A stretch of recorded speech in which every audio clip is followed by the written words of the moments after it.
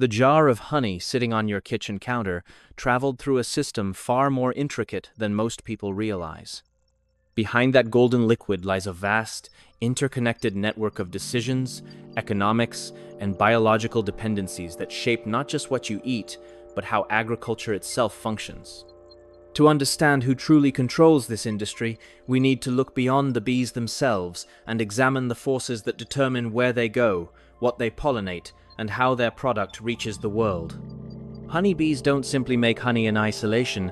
They're managed organisms, transported across continents and directed towards specific crops at specific times. The industry operates on a scale that might seem surprising. Commercial beekeepers manage thousands of hives, moving them strategically throughout growing seasons to meet pollination demands. This isn't a small-scale pastoral operation. It's a calculated agricultural service built around timing, logistics, and contracts. The pollination side of beekeeping actually generates more revenue than honey production in many regions. Farmers need bees to fertilize crops like almonds, apples, blueberries, and dozens of other plants that depend on insect pollination. Without this service, yields drop dramatically. Almond growers in California, for instance, require roughly 2 hives per acre during bloom. That means millions of hives converge on a single state each spring, creating the largest managed pollination event in the world. The beekeepers who control those hives hold significant leverage because the crops literally cannot produce without them. This dependency creates a power dynamic. Farmers need pollination services. Beekeepers provide them.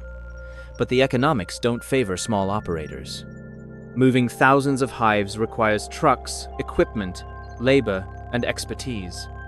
Maintaining colony health through transportation, pesticide exposure, and nutritional stress demands resources.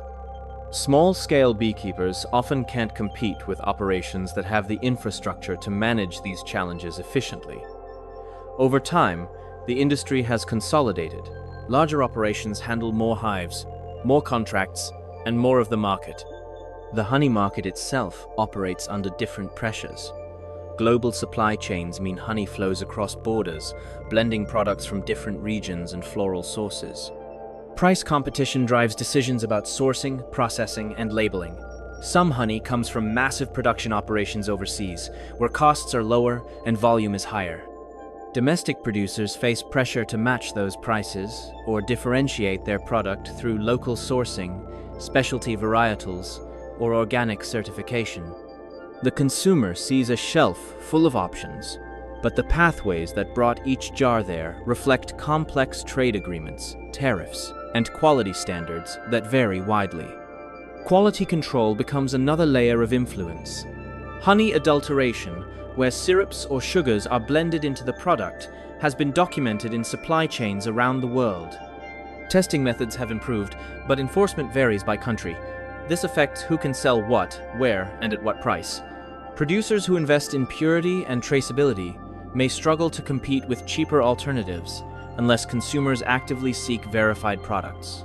The organizations that set standards, conduct testing, and certify authenticity hold considerable sway over what enters the marketplace. Pollinator health itself intersects with this control structure. Colony losses linked to pesticides, parasites, diseases, and nutritional deficiencies affect how many hives are available each season. When losses increase, the cost of pollination services rises. Farmers pay more, beekeepers absorb losses. Research institutions study the causes, but solutions often require cooperation between agricultural sectors that may have competing interests. Pesticide manufacturers, crop producers, and beekeepers all operate within the same ecosystem, but their priorities don't always align. The regulatory agencies that approve chemicals, set usage guidelines, and respond to evidence of harm play a critical role in shaping what practices are permitted. Government policies also influence the industry's structure. Subsidies for certain crops affect which plants get pollinated and where beekeepers focus their services. Import regulations determine how foreign honey enters domestic markets. Bee health initiatives, research funding, and disaster relief programs all shift the balance of who can sustain operations during difficult seasons. These decisions aren't made by beekeepers alone. They emerge from agricultural policy, trade negotiations, and lobbying efforts by various stakeholders. Then there's the genetics side. Queen bees are bred for specific traits: productivity, gentleness, disease resistance, and foraging behavior. A small number of queen breeders supply the industry with genetics that shape colony performance across thousands of operations. These breeders make choices about which traits to prioritize, and those choices ripple through the entire system.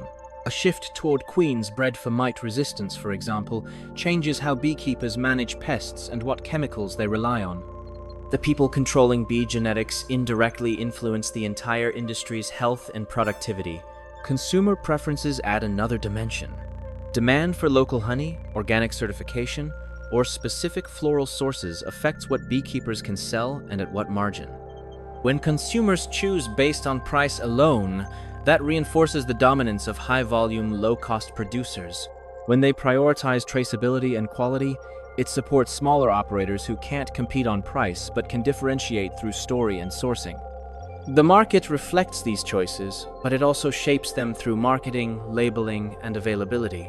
Scientists continue to study how these interconnected systems affect bee health and industry stability. Research has shown that transportation stress, monoculture pollination, and pesticide exposure all contribute to colony challenges. Studies suggest that nutritional diversity improves resilience, but commercial pollination often limits bees to single-crop environments for weeks at a time. Evidence indicates that certain pesticide combinations have synergistic effects, meaning their combined impact exceeds what each would cause individually. Researchers are still working to understand how these stressors interact and what interventions might reduce harm without disrupting agricultural productivity. The industry's future depends on balancing these forces. Beekeepers need sustainable practices that maintain colony health.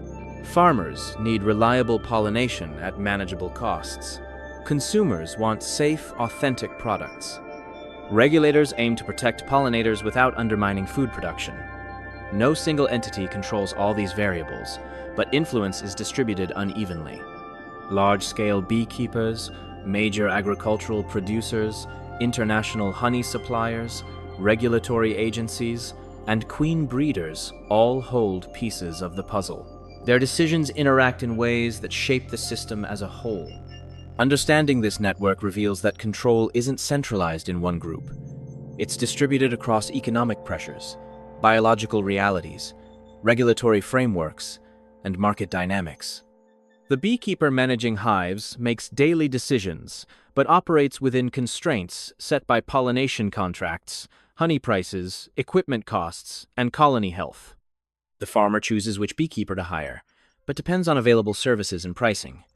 The consumer selects products based on what's offered and how it's marketed. Each participant influences the system, but none commands it entirely.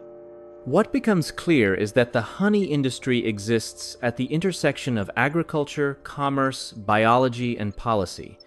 It's shaped by forces that extend far beyond the hive.